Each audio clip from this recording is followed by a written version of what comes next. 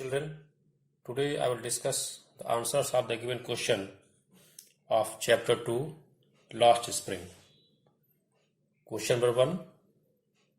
What does the writer mean when he says Sahib is no longer his own master? And the answer will be, earlier Sahib was one among a group of rag pickers. These rag pickers appeared like morning birds and disappeared in the afternoons. However, Sahib was now working for a tea stall where he gets rupees 800 per month and all his meals for free. When the author met Sahib, he was carrying a steel canister as he was on his way to the milk booth. He was no longer free to do what he wanted, and thus the author said that he was not his own master anymore. Question number 2.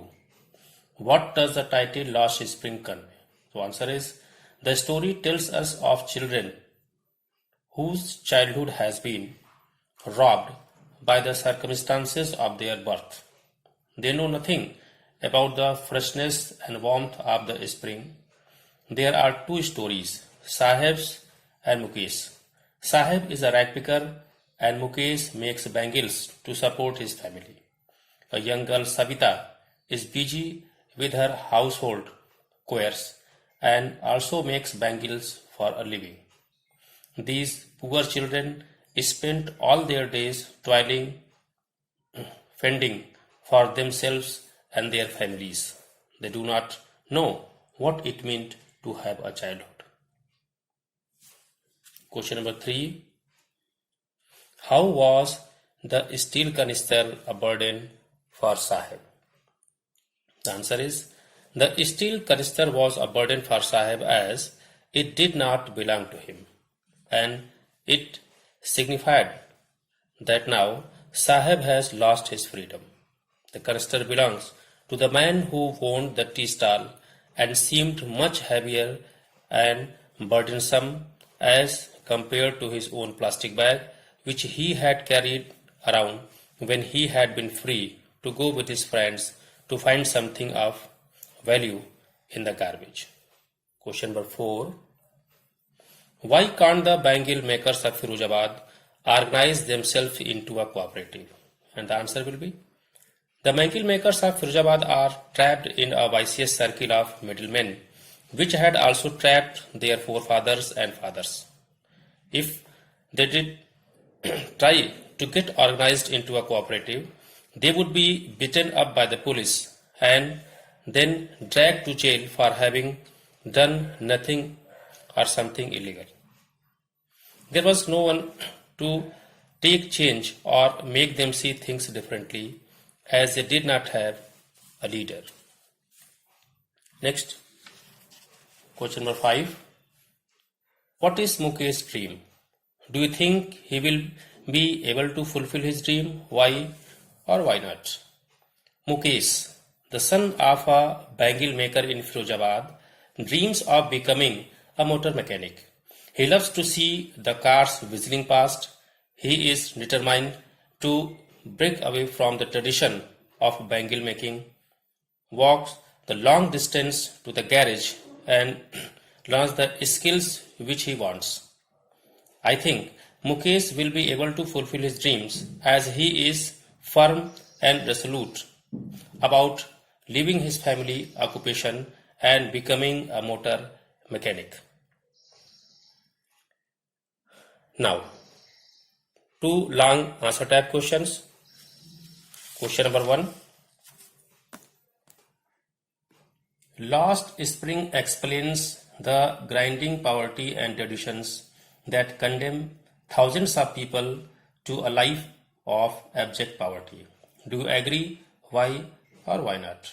So the answer will be, Lost Spring, written by Indies Jung, has been divided into two stories, both portraying the lives of children who live with their families in the slums.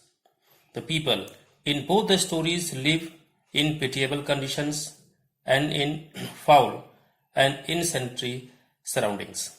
Sahib and his family migrated from Dhaka when their fields and homes were destroyed by the storms.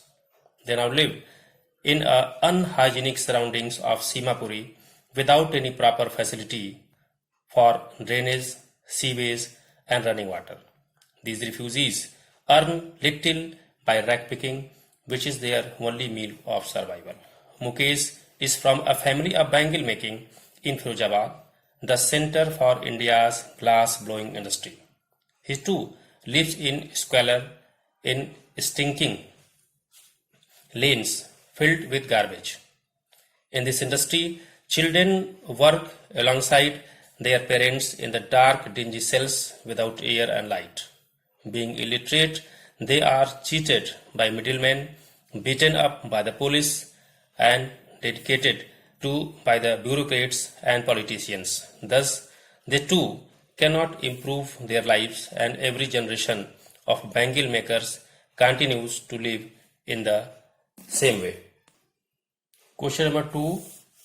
Elucidate how the bangle industry does not permit the children to have a childhood, or what are the hazards of working in a glass bangle industry? And the answer is, all the children in Firozabad work alongside their parents and siblings in different conditions. They work in dingy cells without any air or light, around hot furnaces, welding glass and making bangles for the women of the country.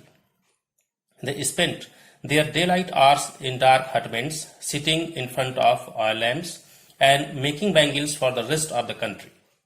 As they are not used to the light, they often become blind before they reach adulthood.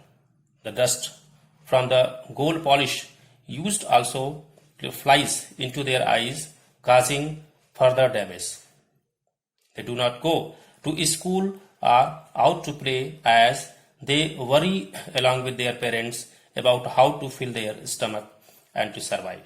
They cannot improve their circumstances as they are weighed down by poverty, the responsibility of family, the stigma of caste, and the vicious circle of middlemen, police, bureaucrats, keepers of law, and politicians. All these factors together have forced the children to carry the burden and obstacles that come with this life. So these were the answers of the given questions. Next, we shall discuss in next video. Thank you.